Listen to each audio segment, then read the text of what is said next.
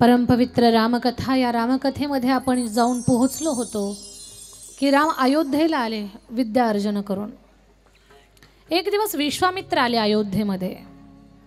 साधू संत आपल्या घरी यावेत, संत येते घरा तोची दिवाळी दसरा, ही म्हण महाराष्ट्रामध्ये खूप प्रचलित आहे आणि ते सत्य आहे की साधू संत येत असताना ते कधी एकटे येत नसतात, आपल्या पूर्वजांच्या पुण्याईने येतात आणि ते जेव्हा आपल्या घरी येऊन जातात त्या दिवसानंतर आपल्या घरामध्ये खूप काही मोठं परिवर्तन झालेलं असतं, अरिष्ट संपत असतं, सगळे सुखाचे दिवस आलेले असतात, जीवनामध्ये एक मंगलता निर्माण झालेली असते। विश्वामित्र आले आणि विश्वामित्र आल्यानंतर स्वागत केलेले विश्वामित्रांचं, या गुरुदेव बसा। पाद्यपूजन केलं, पुष्पहार गळ्यामध्ये घातला आणि आता राजा दशरथ म्हणतात, महाराज खूप दिवसानं आलात, आनंद वाटतोय, पण येण्याचं प्रयोजन काय? काही जर माझ्याकडनं सेवा मदत हवी असेल तर मी देतोय, कान देऊ नाही का? विश्वामित्रजी आलेत, राजाचा सन्मान सत्कार स्वीकारलाय त्यांनी, पण अजून मी कशासाठी आलोय ही गोष्ट सांगितली नाही, अजून काही मागणी पण केली नाही। तरी राजा दशरथ म्हणतायत की महाराज तुम्हाला जर काही हवं असेल तर मी देतो, कारण तुमच्या साधू संतांच्या कृपा आशीर्वादानं ज्या राजाला एकही संतान नव्हतं त्या राजाला तुमच्यासारख्यांच्या कृपा आशीर्वादानं 4-4 संतान झालेली आहेत। तुम्हाला जे हवं असेल ते मी देईल, धेनू धूण धन धुरी धाम जे पाहिजे ते देतो। त्यावेळेला विश्वामित्र म्हणतात, राजा मागण्यासाठीच आलोय, पण तू एवढा आनंदात आहेस की मी मागायच्या अगोदरच तू मला म्हणतोय की काही पण मागा, तुम्ही मागा, आम्ही द्यायला तयार आहे। एक गोष्ट कान देऊ नाही का? रामकथेमध्ये बसलेल्या सगळ्या श्रोत्यांनो कान देऊ नाही का?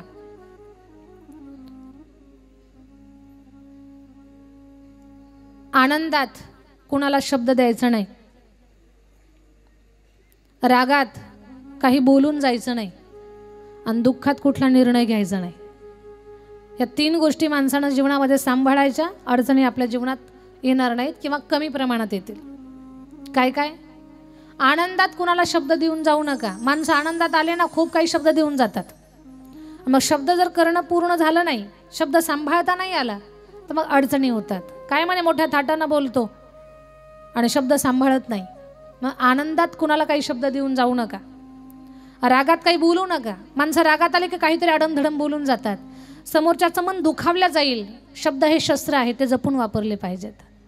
रागात काही बोलून जाऊ नका आणि दुःखात कुठला निर्णय घेऊ नका। माणसं दुःखी झाली ना मग म्हणतात आता घरातच राहत नाही, घर सोडून जातो, असा दुःखात निर्णय घ्यायचा नाही। राजा खूप खुश होता। दशरथजी म्हणतात, महाराज तुम्ही जे मागाल ते मी देईल, सांगा तुम्हाला काय पाहिजे। आता रामकथा माणसाला इथे मागणी शिकवते, कुणाला मागावं, कुठे मागावं, कधी मागावं, काय मागावं, कसं मागावं। ज्याच्याकडे मागायला निघालो ना तो माणूस प्रसन्न पाहिजे, सगळ्यात पहिला मुद्दा। नाही तर त्या माणसाची त्याच्या बायकोची घरात भांडणं झाले आणि आपण म्हटलं 10,000चं काम होईल का? तो म्हणतोय 10 रुपये सुद्धा मिळणार नाही, चला निघा, का वेळ चुकली मागायची। समोरचा व्यक्ती प्रसन्न असेल तर त्या वेळेला मागा। कुणाला मागा? ज्याच्याकडे देण्याची दानत आहे त्या माणसाला मागा, ज्याच्याकडे दातृत्व भाव आहे त्याला मागा, आणि असं मागणं मागा की त्या मागण्यातून आपल्यासहित सगळ्यांचं भलं होईल असं मागा। आता इथे विश्वामित्र आले, राजा मागायलाच आलोय मी, देशील? तुम्ही जे मागाल ते देईल, घे रामाची शपथ। रामाच्या शपथेची गरज काय आहे? तुम्ही जे मागाल ते मी देईल। मग मागितलं, ज्येष्ठ तुझा पुत्र मला देई दशरथा। राजा तुझा ज्येष्ठ पुत्र राम मला दे। राम म्हटल्यानंतर दशरथजी दचकले, हे काय मागता महाराज तुम्ही? माझा पुत्र राम? राम तर माझा प्राण आहे, 9 सायासानं मुलं मला झालेली, त्याच्यामध्ये माझा प्रियपुत्र राम, तुम्हाला कसा देऊ? मला माफ करा, मी राम नाही देऊ शकत। राजा काही क्षणापूर्वी तू म्हणत होता तुम्हाला जे पाहिजे ते मी देईल, मी तर मागितलं पण नव्हतं। अयोध्येचा राजा आहे, अरे तुझ्या कुलाची परंपरा आहे, रघुकुल रीती सदा चली आई, प्राण जाय पर वचन न जाई, आणि तू वचन मोडतोय स्वतःच, देतो देतो म्हणतो आणि आता म्हणतो की राम देत नाही। महाराज हात जोडतो हा अयोध्येचा राजा तुम्हाला, माझी म्हातारपणाची लेकरं आहे ती, माझा राघव माझ्यासाठी अतिशय प्रिय आहे, राम सोडून काही मागा, कशासाठी पाहिजे? यज्ञाचं रक्षण करायचंय, यज्ञाचंच रक्षण करायचं ना. मी स्वतः येतो, सैन्य देतो, धान्य देतो, धन देतो, सगळं काही देतो महाराज, पण माझा राम नका मागू. राम माझा प्राण आहे. राजा, तुझं बाकीचं काहीच नकोय मला, द्यायचं तर राम दे, नाही तर निघालो मी. माझी विनंती आहे महाराज, राम नका मागू. मी राम नाही देणार. नाही देणार राजा, नाही देणार, नाही देणार, नाही देणार बाबा, नाही देणार रामाला. निघालो राजा मी. विश्वामित्र म्हणतात मला. बसलेलं आसन वाघाचं कातडं गुंडाळलं, बगलेत दाबलं, कमंडल उचलला, पायामध्ये खडाऊ सरकवली आणि आवेशात रागात निघाले विश्वामित्रजी. राजा लक्षात घे, विश्वामित्र म्हणतात मला. आणि विश्वामित्र जर असे कळत नसतील तर तुझे पूर्वज राजा हरिश्चंद्राची कथा आठव. काय अवस्था झाली होती राजा हरिश्चंद्राची. तो विश्वामित्र आहे मी, लक्षात घे. निघालो. अजूनही विचार कर. नाही बाबा, राम देत नाही, राम सोडून मागा, मला रामच पाहिजे राजा. निघालो मी. राजभवनाच्या 4-2 पायऱ्या उतरले, तेवढ्यात वशिष्ठ आले. हे काय केलंस तू राजा दशरथा? त्या महात्म्याचं माझं आधीच जमत नाही आणि राम देत नाही. रामाबद्दल कुठलं भय आणि भीती मनामध्ये बाळगू नको. अरे मी तर म्हणतो राम काय, लक्ष्मणालाही सोबत पाठवून दे. राम परब्रह्म आहे, कसली शंका मनामध्ये ठेवू नको. आणि गुरुनं सांगितल्यानंतर बळ आलं. गुरुबळ फार मोलाचं असतं आपल्या जीवनामध्ये. पळत सुटला राजा. महाराज रुक जाओ, रुक जाओ महाराज, रुक जाओ. नहीं रुकने वाला मैं अब राजा. महाराज मेरी बात सुनो. नहीं सुनूंगा. एक बार मेरी ओर मुड़ के देखो आप. मैं कुछ आपसे कहना चाहता हूँ. मुझे कुछ नहीं सुनना राजा, मैं जा रहा हूँ. महाराज माझा ऐका. राम काय, लक्ष्मणही घेऊन जा. वेगवान पावलांना ब्रेकच लागला, गर्रकन वळले विश्वामित्र. काय बोलला राजा तू? राम आणि लखन दोघांना घेऊन जा. खरंच? खरंच. मग राम आणि लक्ष्मण दोघांना विश्वामित्र सोबत पाठवायची पूर्ण तयारी चालू झाली. विश्वामित्रजींनी आणलेला रथ तो सजल्या गेला. त्या रथामध्ये राम लक्ष्मण दोघे जण बसले. आईचा जीव कासावीस होत होता. दशरथजीलाही वाईट वाटत होतं, पण गुरु आज्ञा, राम आणि लक्ष्मण दोघांना पाठवलं. जात असताना गंगेच्या पात्रामध्ये रामरायाला अनेक धनुर्विद्येचं ज्ञान दिलं. धनुर्विद्येतल्या काही गोष्टी सांगितल्या राम आणि लक्ष्मणजीला. आपण दिलेलं ज्ञान रामाला पचलंय का नाही, पेललंय का नाही. शाळेमध्ये गुरुजी शिकवत असतात, पण गुरुजींनी शिकवलेलं विद्यार्थ्यांना किती अनुग्रह म्हणजे किती ग्रहण केलंय, किती आत्मसात केलं, हे पाहण्यासाठी परीक्षा असते. तसं आता रामाला तर आपण धनुर्विद्या दिली आहे, पण दिलेलं रामाला किती पचलंय, रामानं किती स्वीकारलं, हे पाहण्यासाठी परीक्षा. ज्यांनी खूप चांगला अभ्यास केला ते लेकर मेरिटमध्ये येतात. ज्यांनी शिकवताना इकडे इकडे पाहिलं, दुर्लक्ष केलं, याच्या वहीत पहा, त्याच्या डोक्याकडे पहा, याचं दप्तर पहा, मग तशा लेकरांना काही येत नाही. तशी लेकर फार अडमुठी असतात. अडमुठी म्हणजे कशी सांगते मी तुम्हाला. काही काही लेकरं एवढी अवघड असतात ना. एकदा रस्त्यावरनं एक आजोबा आणि त्यांचा नातू निघाला. समोर त्या कार्ट्यानं 8 दिवसापासून शाळा बुडवलेली होती. समोरून गुरुजी दिसले. आजोबा घाबरले. आजोबा म्हटले, पप्या पटकन माझ्या पाठीमागे लप, गुरुजी समोरून आलेले आहेत. 8 दिवसापासून तू शाळा बुडावली, आता गुरुजी तुला खूप मारतील, पटकन माझ्या पाठीमागे लप. कार्ट बोलला, आजोबा मला लपायची काहीच गरज नाही, तुम्हीच लपा. आजोबा बोलले, शाळा तू बुडवली, मी का लपू? म्हणे आजोबा गुरुजी तुम्हाला पाहून घाबरतील म्हणून तुम्ही लपा. म्हणे का बरं, मला पाहून का घाबरतील? आजोबा मी शाळेमध्ये सांगितले माझे आजोबा मेलेत म्हणून, तुम्हाला भूत भूत म्हणून घाबरतील, ते तुम्हीच लपा. काही कार्टे एवढे विचित्र. गुरुजींनी शाळेमध्ये शिकवलं 12 खडे, 1 2 3 4 11 12 15 पर्यंत. तर मग गुरुजींनी विचारलं, पोरांनो 15 फळांची नावं सांगा. सगळ्यांनी हात उंच केला. एकाला विचार, पप्या तू सांग पटकन 15 फळांची नावं. तो उठून उभा राहिला. गुरुजी आंबा, दुसरा संत्री, तिसरा चिकू, आणखी 12 फळांची नावं सांग. म्हणे 1 डझन केळी. 12 + 3 15. गुरुजींनी ज्ञान दिलंय, पण ते त्याला पचलंय का नाही ते पाहण्यासाठी परीक्षा. तसं राघवेंद्र सरकाराला धनुर्विद्येचं ज्ञान दिलंय, पण राघवानं ते घेतलंय का, ग्रहण केलंय का, म्हणून त्राटकेचा प्रसंग समोर आहे. राघव, आपल्या सिद्ध आश्रमाकडे जाण्यासाठी 2 मार्ग आहेत, एक जवळचा आणि एक दूरचा. जवळच्या मार्गाने जाल तर त्राटिका नावाचे राक्षसणी आहे, पण महाभयंकर आहे. दूरच्या रस्त्यानं काही अडचण नाही, कुणीकडनं जायचं, गुरुजी तुम्ही सांगाल तिकडून जाऊ. राघव, जवळ नको जायला, कारण जवळून ती त्राटिका आहे. गुरुजी तुम्ही सोबत असाल तर त्राटिका काय करेल आपल्याला, चला जवळच्या रस्त्यानं जाऊ. यदा यदा हि धर्मस्य ग्लानिर्भवति भारता अभ्युत्थानम धर्मस्य तदात्मानं सृजाम्यहं परित्राणाय साधूनां विनाशाय दुष्कृतां धर्म संस्थापनार्थाय संभवामि युगे युगे. दृष्टांचं निर्धारण करण्यासाठी भगवान परमात्माचा अवतार कार्य आणि साधू संतांना अभय देण्यासाठी देवाचा अवतार कार्य. पहिली राक्षसणी मारली भगवंतानं, त्राटका नावाची. ज्या जवळच्या रस्त्यावरनं चालले, रथाचा आवाज आला, गडगड गडगड करत चाललेला रथ. त्राटका आली, तिनं पकडण्याचा प्रयत्न केला. गुरुजी म्हणतात, राघव, ही त्राटका ही महाभयंकर आहे. भगवान सांगतात, काळजी करू नका गुरुदेव. भात्यातून बाण काढला, धनुष्याला जोडला, सुटला बाण सुसू करत, त्याच बाणानं त्राटकेचा वध झाला. प्रभू रामचंद्र भगवान की जय. त्राटका मरण पावली. गुरुजींना आनंद झाला आणि विश्वास आला, आता आपल्या यज्ञाचं रक्षण राघव करणार. पाहता पाहता सिद्ध आश्रमामध्ये यज्ञाला आरंभ झाला. यज्ञामध्ये मंत्र उच्चार आहुत्या पडू लागल्या आणि मारीच आणि सुभाऊ नावाचे 2 राक्षस त्या यज्ञामध्ये हाडं मांस टाकू लागली. टाकणार, गुरुजींनी सांगितलं, राघव, हे राक्षस दरवेळेला माझ्या यज्ञाचा विध्वंस करतात, यज्ञामध्ये विघ्न आणतात, त्यांना दंड द्या. राघवेंद्र सरकाराने सांगितलं, गुरुजी काळजी करू नका, यांना मी दंड देतो.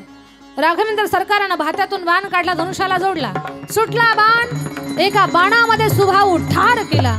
बिगर टोकाचा बाण काढला, धनुष्याला जोडला, सुटला सुसू करत बाण.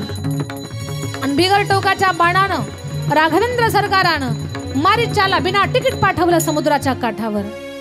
जिकडे जाऊन पडला मारीच मामा, जसा शुद्धीवर आला तसा विचार करायला लागला, बाण बिगर टोकाचा होता म्हणून जमलं, जर टोकाचा बाण असता तर आपलं काय झालं असतं. जिथे पडला तिथेच रामाचं भजन करायला लागला. इकडे यज्ञ निर्विघ्नपणे पूर्ण झाला. यज्ञ व्यवस्थितरित्या पार पडल्यानंतर काही दिवस राम आणि लक्ष्मण तिथेच थांबले सिद्ध आश्रमामध्ये. एक दिवस राघव म्हणतात, गुरुदेव, आपल्याला अयोध्येला कधी जायचं आहे वापस. विश्वामित्र म्हणतात, राघव, मिथिला नगरीमध्ये धनुर्यज्ञ आहे, तो धनुर्यज्ञ पूर्ण झाल्यानंतर आपण अयोध्येला जाणार आहोत. म्हणे आपल्याला चला मिथिला नगरीला जायचं आहे.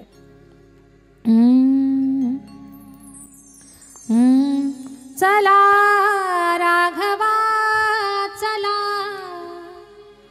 पाहण्या जनकाची मिथिला, पाहण्या जनकाची मिथिला, पाहण्या जनकाची मिथिला, पाहण्या जनकाची मिथिला, पाहण्या जनकाची मिथिला, पाहण्या जनकाची मिथिला. विश्वामित्र म्हणतात, राघव चला, धनुर्यज्ञ पूर्ण करायचं आहे.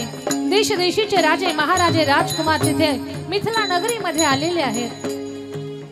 देशी देशीचे नृपती येऊन स्थिमित जाहले धनुष्य पाहुण. देशी देशीचे नृपती येऊन स्थिमित जाहले धनुष्य पाहुण. पाहताच ते उचलायाचा मोहतया जाहला, पाहण्या जनकाची मिथिला, पाहण्या जनकाची मिथिला, पाहण्या जनकाची मिथिला, पाहण्या जनकाची मिथिला, पाहण्या जनकाची मिथिला, पाहण्या जनकाची मिथिला. पृथ्वीला. राम लक्ष्मण विश्वामित्र चालल्यानंतर रस्त्यामध्ये एक आश्रम लागला. सुंदर आश्रम होता, पण त्या आश्रमात कोणी नव्हतं. आश्रमाच्या द्वारामध्ये एक शिळा होती. राघवेंद्र सरकारानं विचारलं, गुरुदेव ही शिळा आणि हा आश्रम कोणाचा? राघवा, या आश्रमाची सुद्धा एक कथा आहे. म्हणे काय? ब्रह्मदेवाची मुलगी अहिल्या अतिशय सुंदर, ती वयामध्ये आली, उपवर झाली. तिला प्राप्त करण्यासाठी देवतांची गर्दी, रोजच चक्कर मारायचे अहिल्या आपल्याला मिळावी म्हणून. ब्रह्मदेवानं अहिल्याचा स्वयंवर सोहळा ठेवला, पण एक संकल्पन ठेवला. कोणता? जो पृथ्वीला 3 प्रदक्षिणा घालून येईल त्याला अहिल्या वरमाला घालणार. आता आपल्या बऱ्याच ग्रंथ पुराणामध्ये पृथ्वीच्या 3 प्रदक्षिणेच्या खूप कथा आलेल्या आहेत. पहा, गणपती बाप्पांना पहिला पूजेचा मान मिळाला, तो कशानं? पृथ्वी प्रदक्षिणेनं. कार्तिक स्वामी गेले आणि त्यांनी इथेच आई वडिलांना चक्कर मारला. प्रदक्षिणेचं खूप मोठं पुण्य असतं. पण एक गोष्ट ऐका, ज्या वेळेला गणपती बाप्पांनी, कार्तिक स्वामी गेले पृथ्वी प्रदक्षिणा घालायला, महादेव म्हटले की पोरांनो, जो पृथ्वीला 3 प्रदक्षिणा पूर्ण करेल त्याला पहिला पूजेचा मान मिळणार. कार्तिक स्वामी मोरावर बसून गेले प्रदक्षिणा घालायला. गणपती बाप्पा विचार करतायत की आपल्याला पहिला मान मिळवायचा आहे, पण 3 प्रदक्षिणा आपण पूर्ण करू शकत नाहीत. मग पृथ्वी प्रदक्षिणेचं पुण्य आणि आईवडिलांच्या प्रदक्षिणेचं पुण्य एकच आहे हे लक्षात घेऊन गणपती बाप्पांनी महादेवालाच प्रदक्षिणा घातली. सांगितलं, बाबा प्रदक्षिणा पूर्ण झाली, आता मला पहिला पूजेचा मान द्या. गणपती बाप्पांना पहिला पूजेचा मान मिळाला. कार्तिक स्वामी आले आणि कार्तिक स्वामी म्हटले, बाबा प्रदक्षिणा पूर्ण झाली. भगवान शंकर म्हणतात, कार्तिका, गणेशानं मान मिळवला. रडू लागले कार्तिक स्वामी. माता पार्वती म्हणतात, काय झालं? सगळा प्रकार कळाला की गणेशानं इथंच महादेवाला प्रदक्षिणा घातली, पहिला मान मिळवला आणि कार्तिक 3 चक्कर खाऊन आले पृथ्वीला. कुठली आई असेल माझ्या ताईंनो, आईला आपल्या लेकराच्या डोळ्यातले अश्रू सहन होत नाहीत. कार्तिक स्वामींचं रडणं माता पार्वतीला सहन झालं नाही आणि माता पार्वती बोलल्या, भोलेनाथ, लेकरांमध्ये तुम्ही आजीदुजेपणा करता. एकाला पृथ्वी प्रदक्षिणेला पाठवता आणि एकाची तुम्हाला मारलेली प्रदक्षिणा स्वीकारता. भगवान भोलेनाथ, मी पार्वती सांगते, आजपासून महादेवाला कोणी पूर्ण प्रदक्षिणा घालणार नाही. ही तुमची प्रदक्षिणा पहिली आणि शेवटची असेल. म्हणून महादेवाच्या मंदिरात जर कधी गेला तर महादेवाला पूर्ण प्रदक्षिणा घालायची नाही, त्याला पुण्य नाही पण दोष लागेल. आजपासून तुमची कोणी पूर्ण प्रदक्षिणा करणार नाही. माझ्या कार्तिकला सुद्धा कुठेतरी पूजेमध्ये पहिला मान द्या. गणपतीला तुम्ही पहिला मान दिला ना, माझ्या कार्तिकला पण द्या. महादेवानं सांगितलं, पार्वती, कोणतीही पूजा असेल, गणेशाच्या पूजेशिवाय ती पूजा सिद्ध होणार नाही. सुपारीच्या रूपामध्ये गणेशाची पूजा केली जाईल, पण त्या पूजेमध्ये कळसही फार महत्त्वाचा असतो. कोणती पूजा असेल, कलश स्थापना करावी लागते. आपल्याकडे सुद्धा कथेला कलश स्थापना केलेली आहे. तर त्या कलशामध्ये जो नारळ असेल तो कार्तिक स्वामीचं स्वरूप असेल, त्याच्याशिवाय कधी पूर्ण होणार नाही ती पूजा. सुपारी आणि नारळ पूजेमध्ये फार महत्त्वाचे असते. म्हणून आपल्या अनेक ग्रंथ पुराणामध्ये प्रदक्षिणेच्या कथा आलेल्या आहेत. तशी अहिल्या मिळावी म्हणून पण घातला. जो पृथ्वीला 3 प्रदक्षिणा पूर्ण करेल त्याला अहिल्या प्राप्त होणार. सगळे देवता निघाले स्वतःच्या गाड्या घेऊन. गणपती बाप्पा पण त्याच्यामध्ये स्पर्धेत उतरले. गणपती बाप्पांचं वाहन बोललं, बाप्पा निघालात तुम्ही, पण तुम्हाला अहिल्या मिळणारच नाही, कारण सगळ्यांच्या गाड्या हायफाय आहेत. कुणाची गाडी 150च्या स्पीडनं पळते, कुणाची 200च्या स्पीडनं पळते, कुणी 100च्या स्पीडनं पळतं. कुणाची स्कॉर्पिओ आहे, कुणाची XUV आहे, कुणाची इनोवा आहे, कुणाची BMW आहे. एवढ्या भारी भारी गाड्या आणि एवढ्या फास्ट गाड्यांमध्ये आपला 3 चाकाचा रिक्षा कसा दम धरणार? आपलं 3 चाकाचं टमटम स्पर्धा जिंकू शकत नाही. गणपती बाप्पा म्हटले, स्पर्धा कुणाला जिंकायची? अगोदरच 2 सांभाळतो, नाकीनं वालाय. रिद्धी सिद्धी त्यांना सांभाळता सांभाळता नाकीनं वालाय. मग स्पर्धेत का उतरलात? प्रमाणपत्रासाठी, दुसरं काही नाही. कुठेतरी येईल उपयोगी प्रमाणपत्र, आम्ही पण होतो म्हणून. ठीक आहे, चला बाप्पा घेऊन जातो तुम्हाला, पण चढ लागला तर खाली उतरा, धक्का द्या, उतरायला घेऊन जाईल मी तुम्हाला. उताराला उंदीर मामा गणपती बाप्पांना घेऊन जायचे, चढ लागला की म्हणायचे उतरा खाली, द्या धक्का. अशी प्रदक्षिणा चालू झाली. इंद्र चंद्र गंधर्व सगळे एवढे पळतायत, कुणाचं कुणाकडे लक्ष नाही, कुणी कुणाला बोलत नाही. तेवढ्यामध्ये गौतम ऋषी गंगेचं स्नान करून आले. गौतम ऋषी म्हणतात, इंद्र महाराज कुठे पळताय? इंद्राला काहीच ऐकू नाही आलं, कारण गाडीला वेगच तेवढा होता. चंद्राला विचारलं, कुणी सांगितलं नाही. मग गणपती बाप्पा आपल्या उंदराला धक्का देत होते. गणेशजी, ही सगळी देवदेवता कुठे पळताय? गौतमजी, ब्रह्मदेवाची मुलगी अहिल्या अतिशय सुंदर आहे, तिला मिळवण्यासाठी सगळेजण पळताय. पृथ्वीला जो 3 प्रदक्षिणा घालेल त्याला अहिल्या मिळणार आहे. अहो म्हणे, इंद्र महाराजांना मी किती बोललो, त्यांनी माझ्याकडे लक्षच दिलं नाही. गणेशजी म्हणतात, गौतम महाराज तुम्हाला बोलतील कसं? तुम्हाला बोलायच्या नादात जर कोणी ओव्हरटेक करून गेलं तर अहिल्या हातची जाईल ना. तुम्हाला कोणी बोलायला वेळ दिला नाही.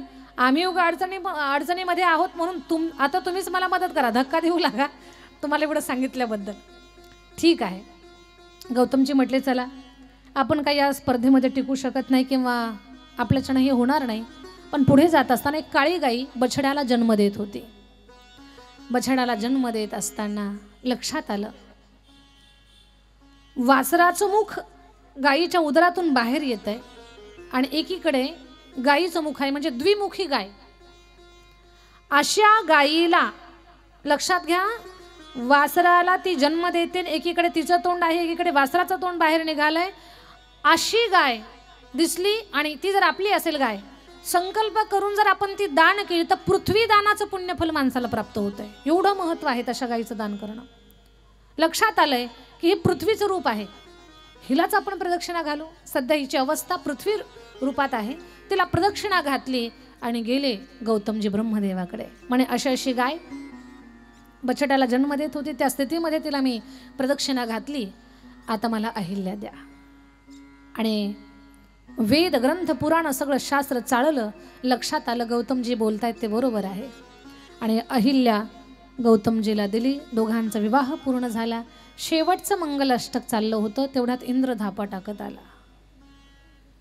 ब्रह्माजी, पृथ्वी प्रदक्षिणा पूर्ण झाली. तेवढ्यात वऱ्हाडी सावचित्त सावधान, वऱ्हाडी सावचित्त सावधान. लग्न झालं म्हणे, हो.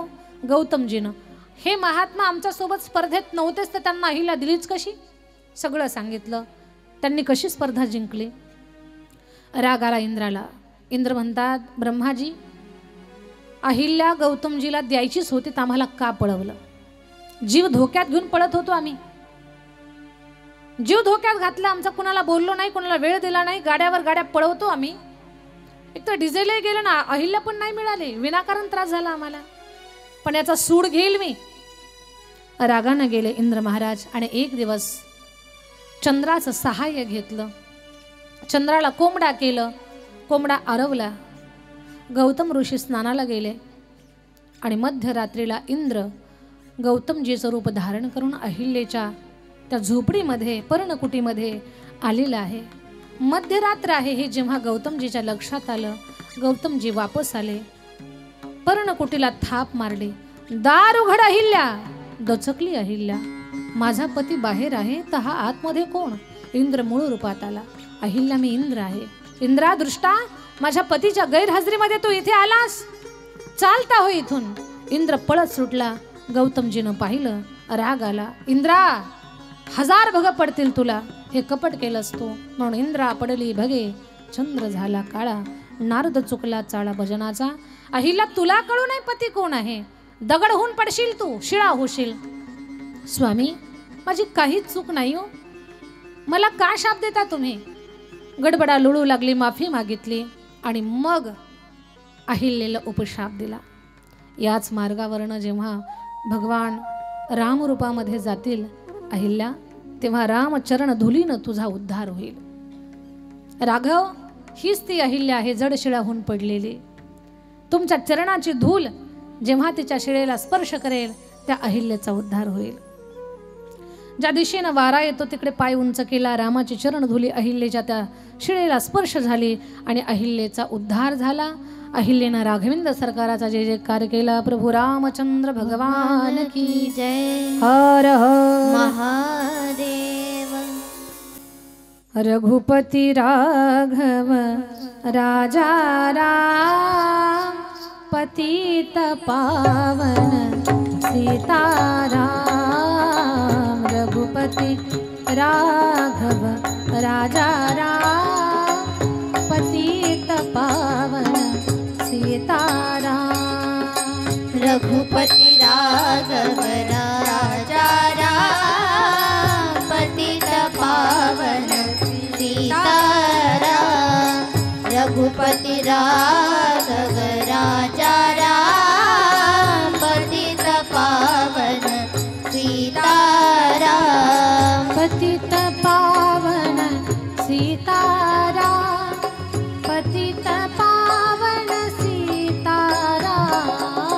पतित पावन सीताराम, पतित पावन सीताराम. रघुपति राघव राजा राम, पतित पावन सीताराम. रघुपति राघव राजा राम, पतित पावन सीताराम. रघुपति राघव राजा राम, पतित पावन सीताराम. रघुपति राघव राजा राम, पतित पावन रामचंद्र सीताराम.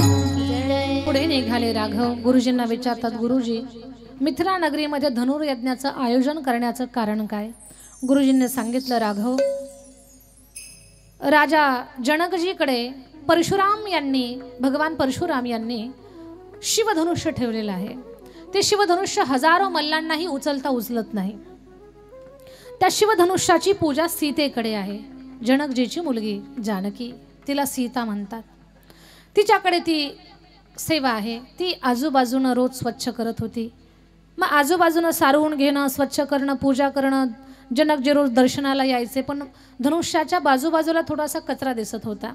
एक दिवस त्यांनी पाहिलं की धनुष्याच्या खालनं सुद्धा सगळा कचरा काढलेला आहे. जनकजीने विचारलं, जानकी, रोज धनुष्याच्या आजूबाजूला कचरा दिसतोय, आज धनुष्याच्या खालनं कचरा नाहीये, कुठे गेला तो कचरा? कुणी काढला कचरा? कुणी सफाई केली? ती कुणी उचललं हे धनुष्य? बाबा, मीच उचललं. कसं उचललं बेटा? डाव्या हातानं धनुष्य उचललं जानकीनं आणि उजव्या हातानं असा हात फिरवून दाखवला. असं फिरवलं बाबा, असा कचरा काढला.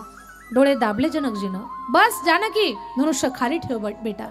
लक्षात आलं, ही मुलगी सामान्य नाहीये, ही साक्षात शक्ती आहे, ही जगत जननी आहे, ही भवानी आहे, ही परब्रह्माला मिळाली पाहिजे. म्हणून राघव, जो धनुष्याला उचलून धनुष्याला प्रत्यंचा लावेन, धनुष्याचे 2 तुकडे करेन, त्याला जानकी वरमाला घालणार. ठीक आहे गुरुदेव. गेले मिथिला नगरीमध्ये. विश्वामित्रजींचं, राघवेंद्र सरकाराचं सगळ्यांचं स्वागत झालं. आणि मग देशदेशीचे राजे आलेले. राजकुमारांची बसण्याची व्यवस्था एकीकडे, राजा महाराजांची बसण्याची व्यवस्था एकीकडे, सर्वसामान्य प्रजेला बसायला ठिकाण वेगळीकडे. आणि मध्यस्थानी हत्तीवरती अंबारीमध्ये बसून जानकी आली आहे. हातामध्ये धवल फुलांची माला आहे, पांढऱ्या शुभ्र फुलांची माळ लग्न प्रसंगी सीता मातेच्या हातामध्ये आहे. सीता मातेला पाहिलंय, फार सुंदर आहे जानकी माता. तिला पाहिलं, एक गोष्ट लक्षात घ्या, भगवानही फार सुंदर आहेत. म्हणजे स्वयंवर सोहळ्याच्या अगोदरच्या दिवशी पुष्प वाटिकेमध्ये सीतेनं रामाला पाहिलं होतं. आणि रामाला पाहण्या अगोदर सीतेच्या सख्यांनी सांगितलं होतं सीतेला, जानकी, अयोध्येचा एक राजकुमार आलेला आहे, फार सुंदर आहे ग तो. किती सुंदर आहे? खूपच सुंदर आहे. किती सुंदर आहे? पण एकदा पाहून येते मग सांगते, कारण खालनच निघालेला आहे. मग वर माडीवरनं ती सखी पाहते, राम लक्ष्मण खालून चाललेले, तिनं वर्ण रामाच्या डोक्यावर फुलं टाकली. काय पडलं म्हणून रामानं वरती पाहिलं आणि परत पळत सुटली. राघव, जानकी, मैंने देखा है. राघव बहुत सुंदर है। विटेवरी उभा पंढरीये, फार सुंदर आहे भगवान। भगवान सुंदर है, कान देऊ नाही का? भगवान सुंदर है। काही लोकांना स्वतःच्या सौंदर्याचा गर्व असतो, त्यांनी ऐका, भगवान सुंदर है लेकिन हर एक सुंदर भगवान नहीं है। भगवान सुंदर है, देव सुंदर आहे, पण प्रत्येक सुंदर व्यक्ती देव आहे असं नाही। भगवान सुंदर है लेकिन हर एक सुंदर भगवान नहीं है। हनुमान जी बंदर है लेकिन हर एक बंदर हनुमान नहीं है। भगवान फार सुंदर आहे, अतिशय सुंदर आहेत देव। काही लोक मेकअप करून स्वतःला सुंदर बनवण्याचा प्रयत्न करतात, पण ओढून ताणून आणलेलं सौंदर्य काही कामाचं नसतं। नैसर्गिक सौंदर्याची छापच काही वेगळी असते। काही लोक अशी रुबाबात असतात, 40 रुपये मीटरचंच कापड अंगावर घालू द्या, रुबाबात दिसतात, आणि काही ना रेमंडचा कपडा घालू द्या, बुजगावण्यासारखे दिसतात। नैसर्गिक सौंदर्याचा भाग। काही नाही, किती साईड पिन करू द्या, पैठणी घालू द्या, इकडून पिन तिकडून पिन तिकडून पिन, असे पिना वगैरे लावलेले असतात, काहीच उपयोग नाही। आणि काही ना सहज खांद्यावर पदर घेऊ द्या, लक्ष्मी सारख्या दिसतात। हा सहज सौंदर्याचा भाग आहे। तुम्ही मेकअप करू नका असं अजिबात म्हणत नाही, थांबायचं 4-2 दिवस, तुमचं अजिबात काही नाही, तुम्हाला अजिबात काही म्हणणार नाही मी, आणि तुमचं काही सांगतही नाही। तिकडे गेल्यानंतर मात्र तुमचं सांगू, बाहेर गेल्यानंतर। प्रभू रामचंद्र भगवान की जय। चला, वेळ होतोय खूप, तर राम सुंदर। जानकीनं रामाला पाहिलंय, हा पती मिळावा ही मनामध्ये आस। सीता माता जेव्हा हत्तीवर अंबारीमध्ये बसून आली, सीता मातेला पाहिलंय, सगळ्यांना वाटतं की काय अप्रतिम सुंदर आहे जानकी, आपल्याला मिळावी। पण ऐकली वल्गणा, शिवधनुष्याला जो प्रत्यंचा लावल, 2 तुकडे करल, त्याला जानकी वरमाला घालणार। सगळे शांत, सीता आपल्याला नकोच का? हजारो मल्ल शिवधनुष्याला उडत होते तरी उडत नव्हतं। हे जेव्हा सगळ्यांनी पाहिलं तेव्हा लक्षात आलं, शिवधनुष्य उचलणं एका राजकुमाराचं काम नाही। सगळे शांत झाले। तोच प्रसंग आपण पाहणार आहोत। झाकी समोर बोलवा। हजारो मल्ल जेव्हा शिवधनुष्याला ओढत ओढत ओढत ओढत तिथे मध्यभागावर सभेमध्ये घेऊन आले, शिवधनुष्य उभं केलं। आज शिवधनुष्य उभं झाल्यानंतर जनकजीने वल्गणा केली, या शिवधनुष्याला जो प्रत्यंचा लावेन, धनुष्याचे 2 तुकडे करेन, त्याला माझी जानकी वरमाला घालणार आहे। एकही राजकुमार उठून उभा राहत नाही। सगळेजण विचार करतायत, हे धनुष्य उचलणं आपल्या हातातली गोष्ट नाहीये, कारण हे शक्य नाहीये। हजारो मल्लांना न ओढता येणारं शिवधनुष्य एक साधारण राजकुमार कसा उचलणार आहे? शक्य नाही। सगळे शांत बसलेले आहेत। सगळे विचार करतात की कोण धनुष्य उचलणार। आपल्याला सगळ्यांनाही आतुरता लागलेली आहे की रामानंच हे धनुष्य उचललं पाहिजे, म्हणून काही क्षण रामाचं भजन करू।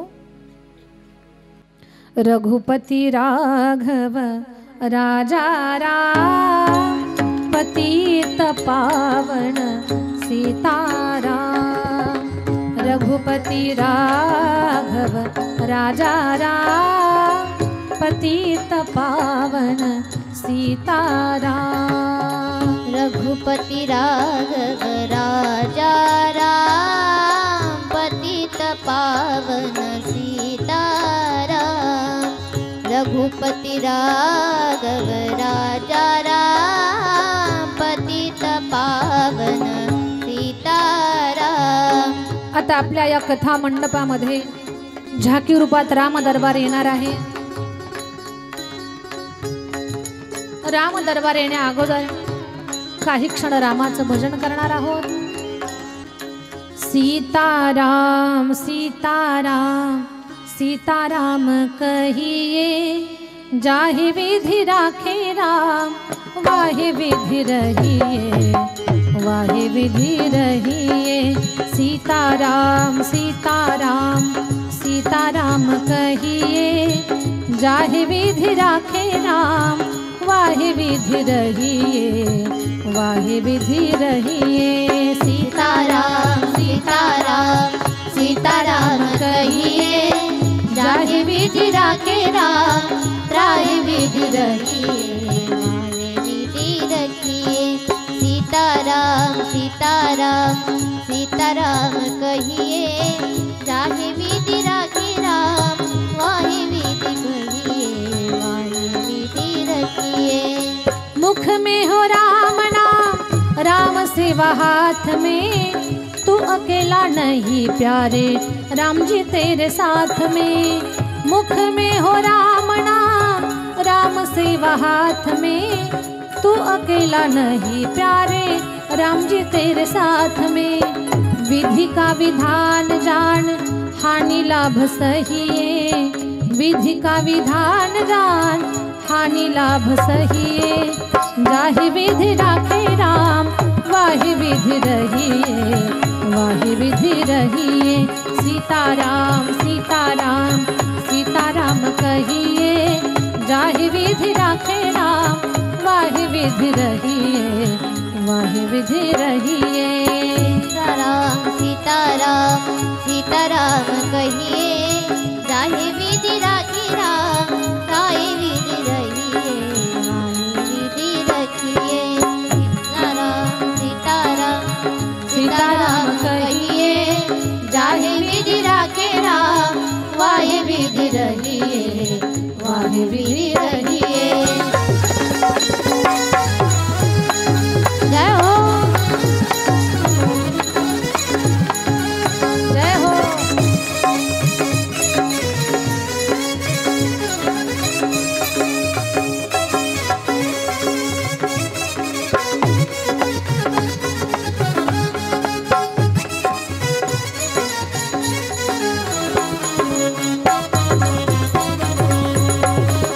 जय हो। हरि बोल।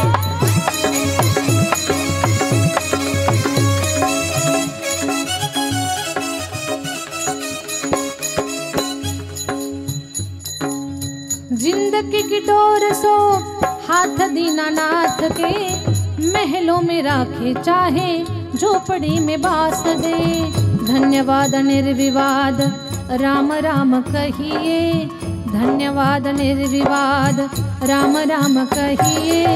जाहि विधि राखे राम, वाहि विधि रहिए, वाहि विधि रहिए। सीताराम सीताराम सीताराम कहिए, जाहि विधि राखे राम, वाहि विधि रहिए, वाहि विधि रहिए। सीताराम सीताराम सीताराम कहिए, जाहि विधि राखे राम, इधर से आ, ताहि विधि समोर या। रखिए, वाहि विधि रखिए। सीताराम सीताराम सीताराम कहिए, जाहि विधि राखे राम, ताहि विधि रहिए, वाहि विधि रहिए। जय हो जय हो। हरि बोल। जय हो।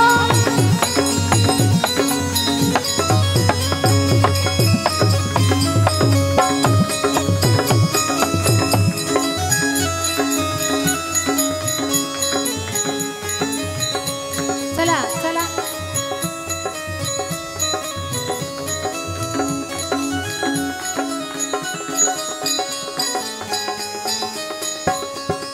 सीताराम सीताराम सीताराम कहिए, जाहि विधि राखे राम, वाहि विधि रहिए, वाहि विधि रहिए। सीताराम सीताराम सीताराम कहिए, जाहि विधि राखे राम, वाहि विधि रहिए, वाहि विधि रहिए। सीताराम सीताराम सीताराम कहिए, जाहि विधि राखे राम, वाहि विधि रहिए, वाहि विधि रहिए, वाहि विधि रहिए, वाहि विधि रहिए। जनकजीनं वल्गना केली, शिवधनुष्याला जो उचलेल त्याला जानकी मिळणार, पण कोणीच शिवधनुष्य उचलायला पुढे येईना। त्या सभेमध्ये एक संकट आलं, एक विघ्न आलं, त्याचं नाव आहे रावण। रावण निघाला, हा हा हा हा हा करत रावण जनकजीच्या त्या सभेमध्ये आले।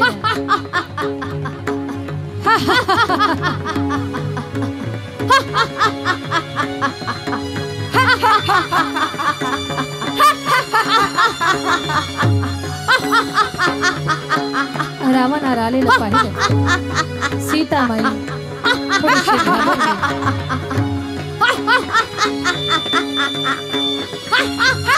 हा दुष्ट रावण का बरं खायला असेल. आई भगवतीची प्रार्थना केली, मा शिव सैन्य धनुष्यावर बसण्यासाठी पाठवा.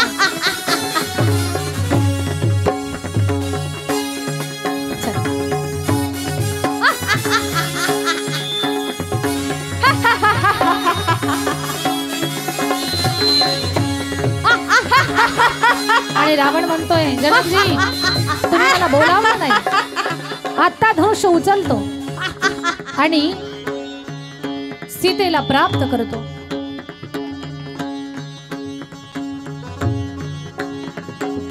रावणानं शिवधनुष्य उचलण्याचा प्रयत्न केला पण धनुष्य उचलत नाही. उचलण्याचा प्रयत्न केला पण धनुष्य उचलत नाही. उचलण्याचा प्रयत्न केला पण उचलत नाही. 20 हातांचा प्रयोग केला आणि रावणानं धनुष्य थोडस उचललं, थोडस उचललं, थोडस उचललं, अर्ध्यात आलं आणि छातीवरती धनुष्य घेऊन धडामकन रावण जमिनीवरती कोसळला. सगळी सभा घाबरली. रावण पडला, तोंडातून रक्ताचा पाट वाहतो भाट भाट. जनकजी घाबरले. इथे कोणी क्षत्रिय नाहीये का? एक तरी क्षत्रिय इथे उठून उभे राहा आणि या शिवधनुष्याला उचला. आणि आपण क्षत्रिय नसाल तर जानकीची आशा सोडून निघून जा. राघवेंद्र सरकार पुढे आले आणि रामरायानं सहज धनुष्य उचललं आणि धनुष्याचे प्रत्यंचा लावलीये आणि धनुष्याचे 2 तुकडे केले. प्रभू रामचंद्र भगवान की